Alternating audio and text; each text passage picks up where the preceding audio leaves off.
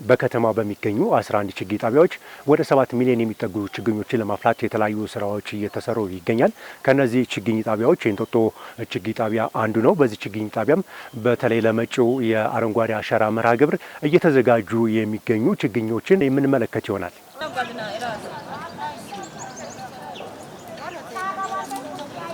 በማዕከሉ ለመጪው ክረምት ችግኝ ተከላ መርሃ ግብር ከሚያደርገው ችግኝ ማፍላት ተግባር ጎን ለጎን በዘርፉ በርካቶች የስራ ዕድል ተጠቃሚ እንደሆኑ እያደረገ ነው። የስራ ዕድል ከተፈጠረላቸው የከተማ ነዋሪዎች ጽጌረዳ ፈይሳ አንዷ ናት። በእንጦጦ ችግኝ ጣቢያ ለመጪው ክረምት በሚደረገው የችግኝ ዝግጅት አሻራዋን እያሳረፈች ትገኛለች። የፈረንጅ ጽድ አለ፣ ያበሻ አለ፣ ቡና አለ፣ አዝመሪ ነው፣ የተለያዩ አሉ።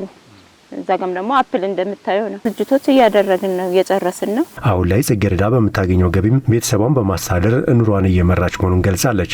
ብዙ ጥቅም አግኝቼበታለሁ። በጥቅማ ጥቅም በተለያዩ ነገሮችም በደሞዝም በዚህ ከማገኘው ገቢ ያው ቤተሰቡንም እያስተዳደርኩ ነው። ልክ እንደ ወይዘሮ ጽጌረዳ ሁሉ ፀሐይነሽ ደኬና ጌትነት ካሳሁን በችግኝ ማፍላት ስራ ላይ ተሰማርተው ይገኛሉ። በችግኝ ማፍላት ተግባር ለዓመታት መስራታቸውን የሚናገሩት የስራ ዕድል ተጠቃሚዎቹ ይህም ከራሳቸው አልፎ ቤተሰቦቻቸውን ለመደጎም እንዳስቻላቸው ተናግረዋል። በጣም ደስ ብሎን ያው እየሰራን ተመስገን ራሴ አስተዳድራለሁ። የጥሩ ኑሮ እየኖርኩኝ ነው፣ እግዚአብሔር ይመስገን። አረንጓዴ አሻራ ነው፣ አብዛኛው ተክል ነው። የችግኝ እዚህ ግቢ ያሉት አብዛኛው ፍራፍሬ ነክ ሳይሆን ችግኝ ናቸው። አብዛኛው ጸዳ አለ፣ ኮርቻ አለ፣ ፓቹላ አለ፣ በቃ የተለያዩ ጦስኝም አለ፣ ከትንካሉ ጤና ደም የተለያዩ ነገሮች አሉ። እንደ ቋሚነት ነው የምሰራው።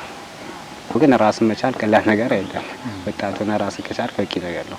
የእንጦጦ ችግኝ ጣቢያ ለመጪው ክረምት የአረንጓዴ አሻራ መርሃ ግብር የችግኝ ማፍላት ስራው ቀደም ብሎ የጀመረና አሁን ላይ ለመትከል ዝግጁ ማድረጉን የነገሩን የጣቢያው አስተባባሪ አቶ አእምሮ መኮንን በዚህም 1.3 ሚሊዮን የተለያዩ ችግኞችን መዘጋጀቱን ተናግረዋል። የእንጦጦ ችግኝ ጣቢያ 1.5 እቅድ አሁንም ተሰጥቶናል ማለት ነው። ከሱ ጋር ተያዘ በጣም ከመስከረም ጀምሮ ከመስከረም ከዚህ በበጀት አመት መነሻ ጀምሮ ስራ ስንሰራ ነበር ማለት ነው።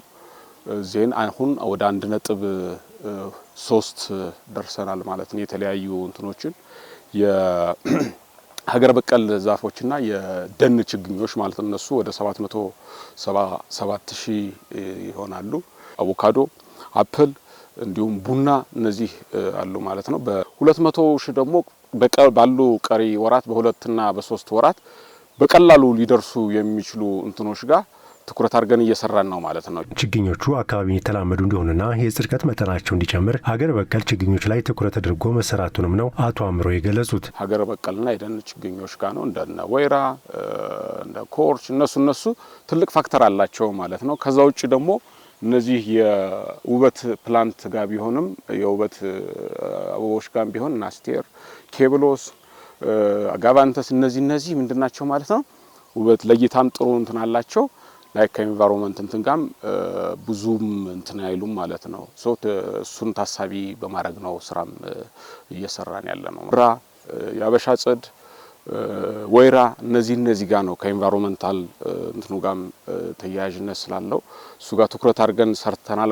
በእንጦጦ ችግኝ ጣቢያ እየተከናወነ ባለው የችግኝ ማፍላት ተግባር 74 ለሚሆኑ ዜጎች በቋሚና በጊዜያዊ ስራ ዕድል የተፈጠረላቸው መሆኑን ከጣቢያው የተገኘው መረጃ ያመለክታል።